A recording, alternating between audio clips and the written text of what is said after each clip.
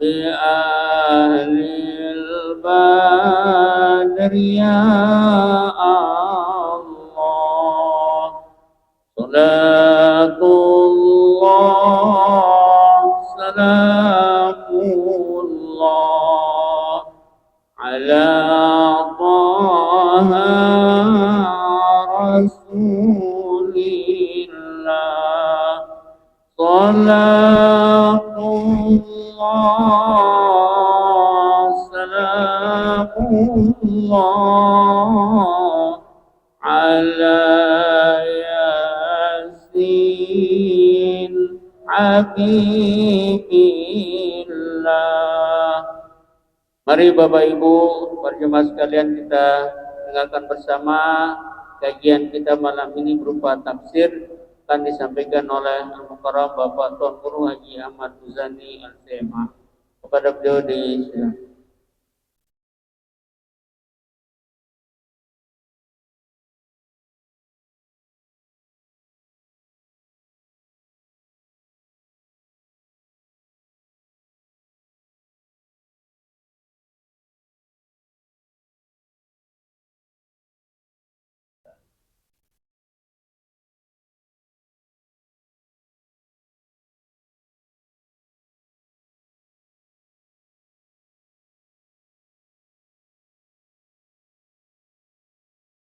Bismillahirrahmanirrahim. Bismillahi wa bihamdih. Assalamualaikum warahmatullahi wabarakatuh. Alhamdulillah. Alhamdulillahi rabbil alamin. Wassalatu wassalamu ala ashrafil anbiya'i wal mursalin. Sayyidina wa habibina Muhammadinil amin wa ala alihi wa sahbihi ajma'in. Thumma amma ba'du. Jemaah salat maghrib Masjid Besar At-Taqwa Pancor, muslimin muslimat, mu'takifin mu'takifat rahimakumullah. Alhamdulillah, pada malam hari ini kembali kita mengisi i'tikaf kita sembari menunggu datangnya waktu salat Isya nanti. A'udzu billahi minasyaitonir rajim. Bismillahirrahmanirrahim. Dzalikal ladzi yubashshirullahu 'ibadahu alladzina amanu wa 'amilus shalihat. Qul la as'alukum 'alaihi ajran illal mawaddata fil qurba. Wa man yaqtarib hasanatan nazid lahu fiha husna. Innallaha ghafurun syakur. Surat Asy-Syura ayat 23. Itulah karunia yang dengannya Allah menggembirakan hamba-hambanya yang beriman dan beramal soleh. Katakanlah, aku tidak meminta kepadamu suatu imbalan pun atas seruanku, kecuali kasih sayang dalam Al-Qurba. Siapa mengerjakan kebaikan, akan kami tambahkan kebaikan baginya. Sungguhnya Allah Maha Pengampun lagi Maha mensyukuri.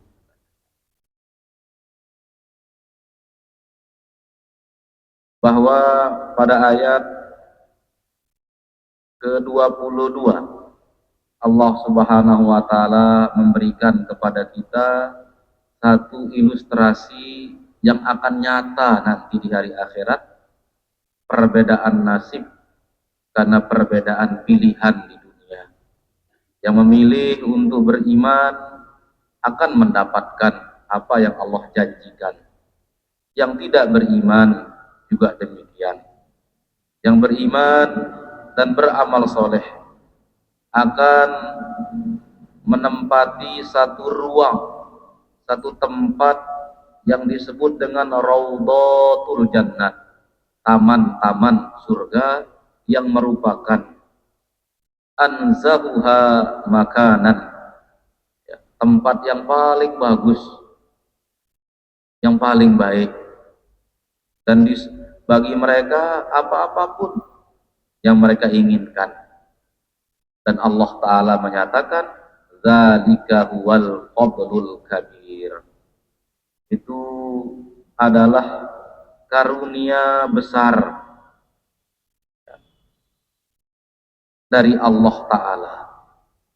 Ukuran besarnya itu la yusofu wa la tahtadil uqulu ila kunhi sifatihi li'annal haqqa idha qala kabirun faman dzalladzi yaqdiru qadrah.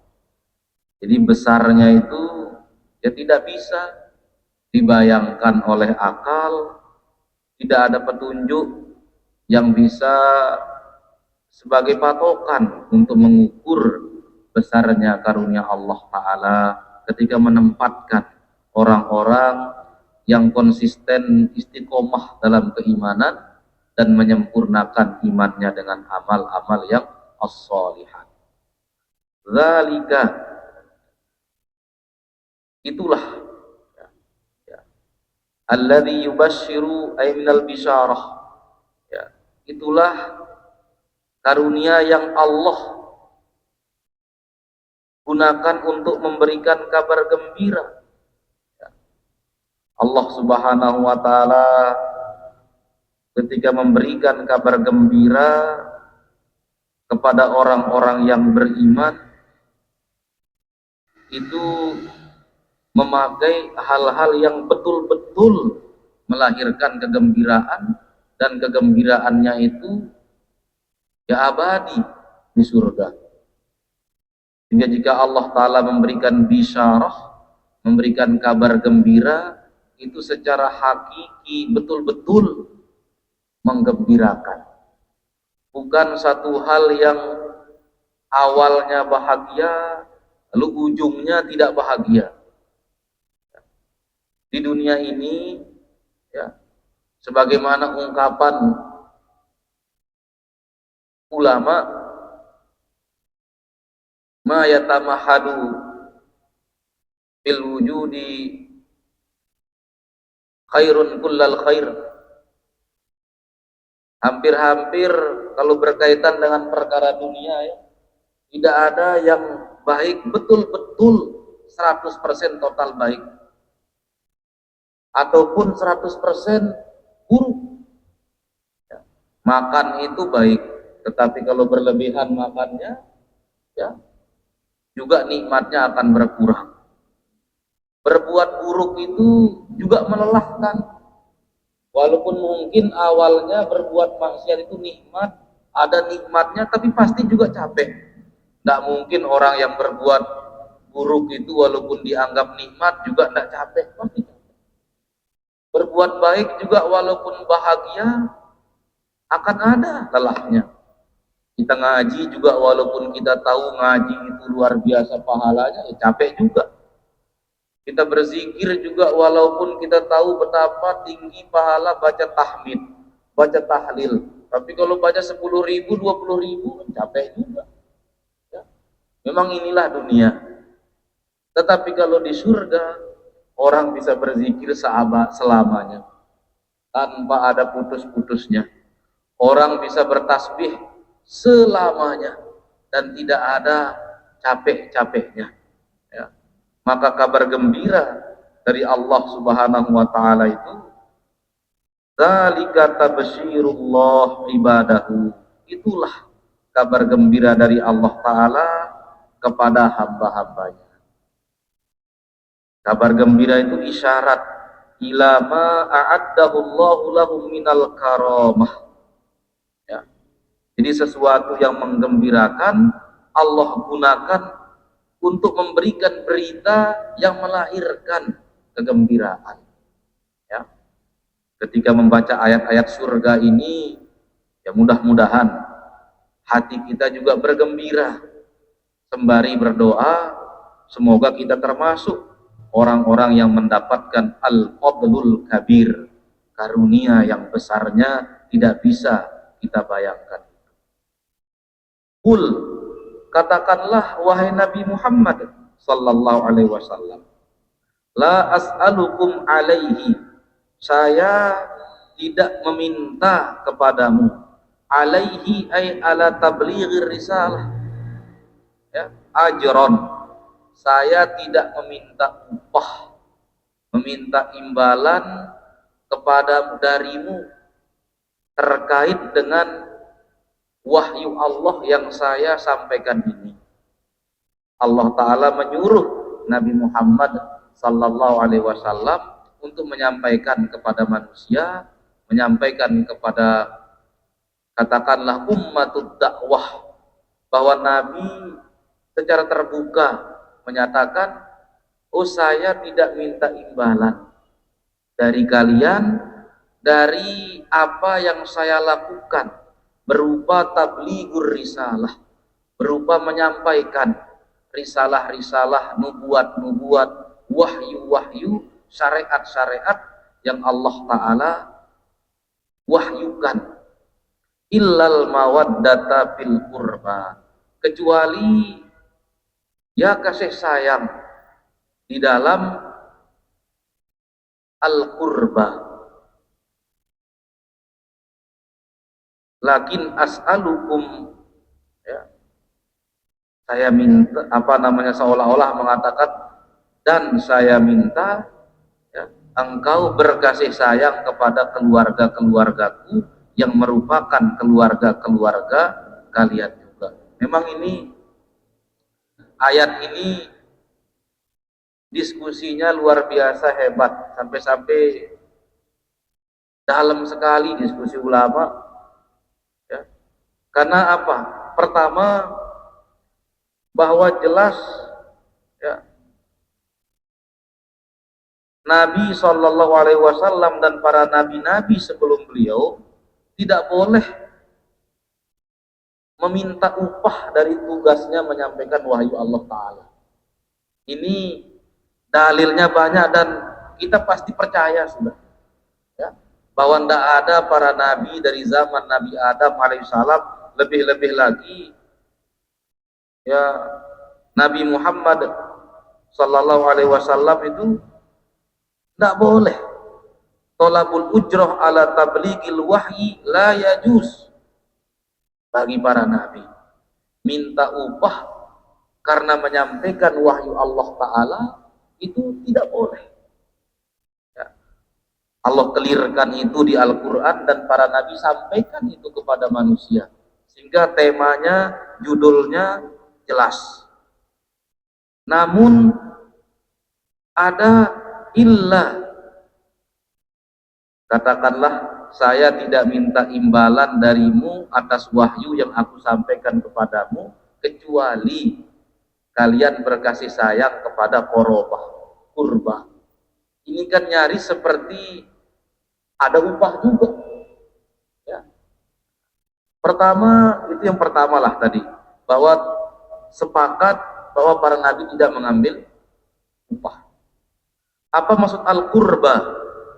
Ya, al-qurba pada ayat itu, ya, artinya al-qarabah, keluarga, ya, artinya al-qarabah itu keluarga. Sehingga ayat itu menyatakan bahwa saya tidak minta imbalan kepada dari kamu kecuali antawaddu qarabati wa itrati, kecuali kalian memiliki empati dan kasih sayang kepada keluarga-keluarga. Al-qurba juga berarti, makna aslinya adalah dekat, ya. Dekat, yaitu dekat kepada Allah Ta'ala. Saya tidak minta imbalan dari kalian illa antawaddullah, kecuali kalian memiliki kasih sayang, bersikap kasih sayang kepada Allah dan mendekat kepadanya dengan ketaatan dan amal soleh. Yang selanjutnya, al-qurba berarti al-qarabah, yaitu keluarga, ya, sila yang memiliki ada hubungan ar-rahim, kasih sayang, ya. Itu makna al-qurba. Bisa berarti keluarga, kerabat, bisa berarti kedekatan kepada Allah Ta'ala. Namun apapun makna al-qurba itu, bagian ayat ini seolah-olah ada bentuk imbalannya. Saya tidak minta imbalan dari kalian kecuali kalian ya bertakarrub kepada Allah. Saya tidak minta imbalan dari kalian kecuali kalian berbaik-baik kepada keluarga kerabat saya. Bentuk kalimat ini ya seolah-olah ada semacam ganjarannya, sehingga ulama terpacu untuk mencari menggali kedalaman bahasa. Ya. Yang pertama, model bahasa yang seperti ini adalah model bahasa yang seolah-olah ada unsur upahnya tapi tidak ada. Dalam syair kan dikatakan begini, la wala aiba fihim ghairu anna suyubahum bihinna bululun min qira'il kataibi. Ya, seorang penyair memberikan pujian, ya. Tidak ada, mereka itu tidak ada cacatnya, tidak ada kekurangannya pasukan mereka itu, kecuali pedangnya yang apa namanya itu, mata pedangnya itu yang ada rusak-rusaknya karena banyaknya pertempuran. Tidak ada cacat tidak ada celah pada pasukan mereka, kecuali pedang mereka itu banyak rusak karena banyaknya pertempuran. Itu sebenarnya ada cacatnya apa enggak? Kan itu tidak menyebutkan cacat, karena pedang yang rusak karena banyak peperangan itu justru ujian. Maka bahasa Al-Quran ini seperti itu, bisa dipahami seperti itu. Seperti ungkapan apa, laisa lil wardi aibun siwa annahu ahmaru maddain. Bunga mawar itu tidak ada kurangnya kecuali dia berwarna merah. Itu kan tidak menyebutkan kekurangan, itu justru menyebutkan kelebihan-kelebihan semua. Maka ayat ini juga tidak ada unsur upahnya, karena berbuat baik kepada keluarga Nabi itu merupakan kewajiban umat Islam. Diminta atau tidak oleh Nabi, disebut atau tidak oleh Nabi, memang itu menjadi kewajiban umat Islam untuk berkasih sayang kepada keluarga Nabi. Jangankan keluarga Nabi, kepada umat manusia yang bukan keluarga Nabi saja kita diminta untuk berkasih sayang. Maka itu seperti bukan upah, karena disebut atau tidak memang mesti dilakukan.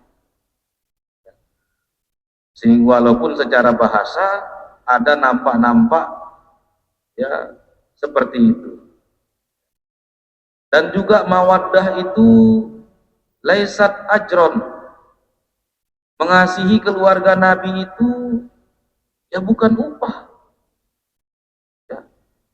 Seolah-olah dalam bahasa ada penyebutan upahnya, tetapi pada hakikatnya tidak ada. Misalnya orang tua mengatakan kepada anak, ya, saya tidak minta apa-apa kepadamu anakku, kecuali kamu taat sembahyang. Berarti si dia minta apa-apa dong Nina, katanya. Oh enggak, karena memang sembahyang itu kewajiban. Ya, karena memang sholat itu kewajiban. Saya tidak minta apa-apa di engkau anakku, kecuali walaupun saya biayai kamu, saya berikan kamu apa-apa, saya tidak minta imbalan apa-apa, kecuali nanti kamu puasa Ramadan, kamu sholat 5 waktu. Itu kan pada hakikatnya seolah-olah ada minta imbalannya secara lafaz, tapi pada hakikatnya tidak ada minta imbalannya. Maka bahasa ayat itu kata ulama ya seperti bahasa wala aiba fihim, syair yang mengatakan wala aiba fihim ghairu anna suyubahum bihinna bululun min qira'il kataibi. Tidak ada celah pada mereka kecuali pedang mereka itu yang empang gara-gara banyak bertemu dengan pedang musuh. Jika al-qurba adalah kerabat Nabi, maka kerabat Nabi itu siapa? Kerabat Nabi itu siapa? Ya. yang populer yang dinamakan kerabat Rasulullah sallallahu alaihi wasallam, hum Fatimah wa Aliyun, ya, wa atba'uhuma. Yang dinamakan kerabat Nabi itu, keturunan Nabi itu, keluarga Nabi itu, ya, adalah anak cucu dari anak atau dari putri beliau, yaitu Sayyidah Fatimah, ya, dan Sayyidina Ali ibnu Abi Thalib radhiyallahu taala anhuma. Anak cucu Nabi, keturunan Nabi sampai sekarang dari jalur putri Nabi. Maka selama ayat ini ada, ya, selama keturunan Nabi, keluarga Nabi juga ada di masa kita ini, maka ayat ini terus aktif. Artinya kita tetap berempati, berkasih sayang kepada anak keturunan Rasulullah Sallallahu Alaihi Wasallam. Di sekitar kita kan banyak. Di Indonesia disebut dengan para habaib atau syarifah, ya. Di Mesir tidak disebut habib, artinya tidak menyebut al habibnya begitu, ya. Darah Nabi ya darah Nabi, tapi tidak disebut ya al habib dan sebagainya. Disebut atau tidak disebut, selama kita tahu itu ada keturunan, ada darah, nasab Rasulullah Sallallahu Alaihi Wasallam, penghormatan kita lebih daripada penghormatan kepada, katakanlah, ya, teman-teman biasa kita. Karena bagaimanapun, ya, nasab yang ada, darah yang mengalir itu bersambung kepada manusia yang paling kita hormati, yaitu Rasulullah Sallallahu Alaihi Wasallam. Di masa lalu, di masa hayat Nabi atau beberapa waktu setelah Nabi wafat, ya, yang dimaksudkan keluarga Nabi itu adalah Alu Aliin wa Alu Ja'farin wa Alu Abbasin. Keluarga-keluarga Nabi yang tidak hanya datang dari menantu atau putri beliau, tetapi juga yang bernasab kepada, ya, Sayyidina Abbas radhiyallahu taala anhu, dan begitu pada Sayyidina Ja'far. Jadi semeton bapak beliau, anak-anak dari saudara bapak beliau, itu juga termasuk kerabat. Karena penggunaan istilah kerabat itu secara uruf, secara kebiasaan, cakupannya bisa luas, cakupannya bisa berbeda-beda. Ada di tempat-tempat tertentu, misalnya sepupu jauhnya itu dianggap keluarganya, disebut dia sebagai kakaknya. Ada di tempat-tempat lain kalau sudah sepupu jauh, ya, itu tidak disebut, tidak masuk ke dalam istilah, tidak disebut keluarga lah, ya. Ada di tempat tertentu kadang-kadang kita bingung, siapa itu kakak saya, kita kira kakak aslinya, ternyata kakak sepupunya, tapi dia seperti kakak kandung. Maka wajar ada perbedaan cakupan makna daripada kerabat korobah. Yang ketiga, Warawa Ibnu Umar an Abi Bakrin qala, ada satu ungkapan, ya, daripada sahabat Nabi Sayyidina Abu Bakar As-Siddiq radhiyallahu taala anhu. Siapa yang dimaksud dengan kerabat Nabi? Beliau menjawab, humul ladzina tahrumu alaihimus shadaqatu min aqaribihi wa yuqassamu fihimul khumus wa hum bani Hashim wa banil Muttalib alladzina lam yaftariqu jahiliyatan wala islaman. Dalam pandangan sahabat Nabi Sayyidina Abu Bakar As-Siddiq yang disebut cakupan makna kerabat Nabi itu dalam pandangan beliau adalah keluarga-keluarga Nabi yang haram menerima sedekah. Karena ada keistimewaan keluarga-keluarga Nabi, yaitu apa? Tidak diperkenankan oleh Allah Ta'ala menerima sedekah. Itu cara Allah memuliakan mereka. Cara Allah mengistimewakan. Jika diberikan kekhususan, yaitu apa? Tidak boleh nerima sedekah. Yaitu siapa? Banu Hashim dan Banul Muttalib. Anak keluarga-keluarga dari Bani Hashim dan Banil Muttalib alladzina lam yaftariqu jahiliyatan wala islaman, yang memang selalu solid, kompak, baik sebelum masuk Islam maupun setelah masuk Islam. Begitu Nabi memproklamirkan beliau menjadi Nabi, beliau dibela oleh Bani Hashim dan Banil Muttalib. Dibela. Sehingga sebelum Islam solid merawat Nabi yang ditinggal wafat oleh ibunda beliau, oleh ayah beliau, memperhatikan. Ya. Ini salah satu keistimewaan keluarga Banil Muttalib itu, betul-betul menjunjung apa yang dikatakan dengan dalam syariat Islam nizamul aqilah. Apa namanya?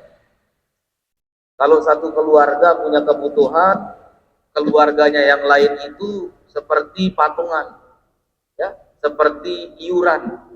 Ya. Kalau satu anggota keluarganya butuh, ya, yang lain ikut mencukupi. Ya.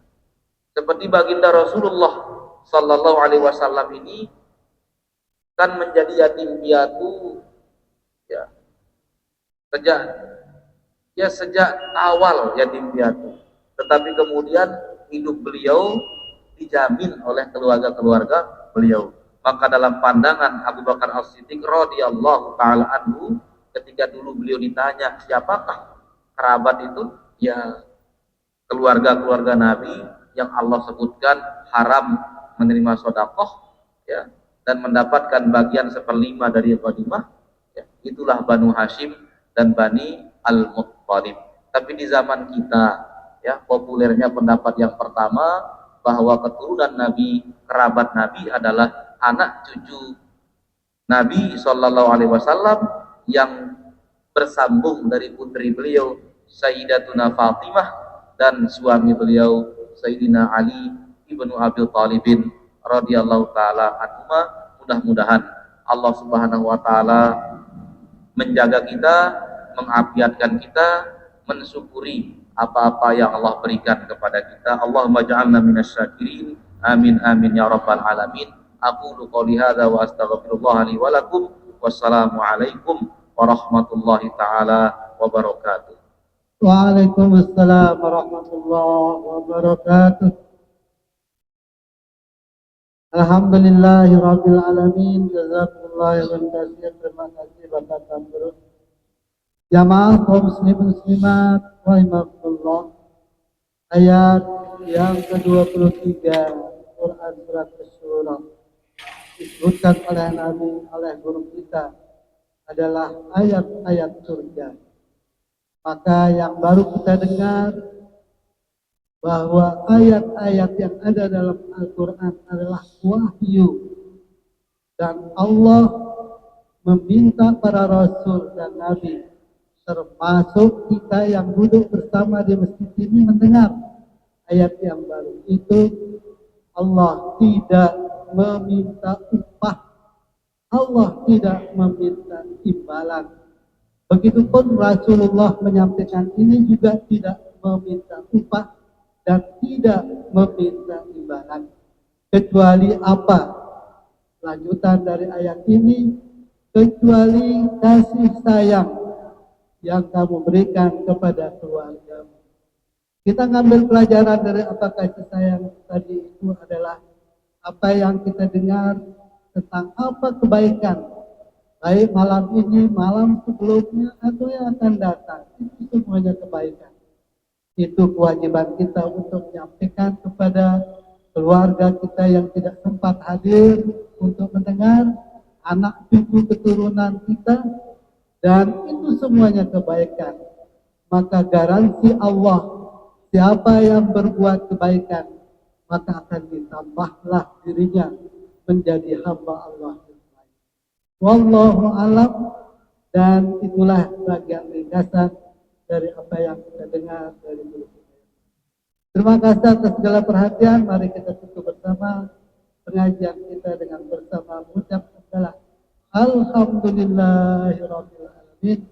Wallahumma fiq wal hadi ila sabil rasad. Wassalamualaikum warahmatullahi wabarakatuh.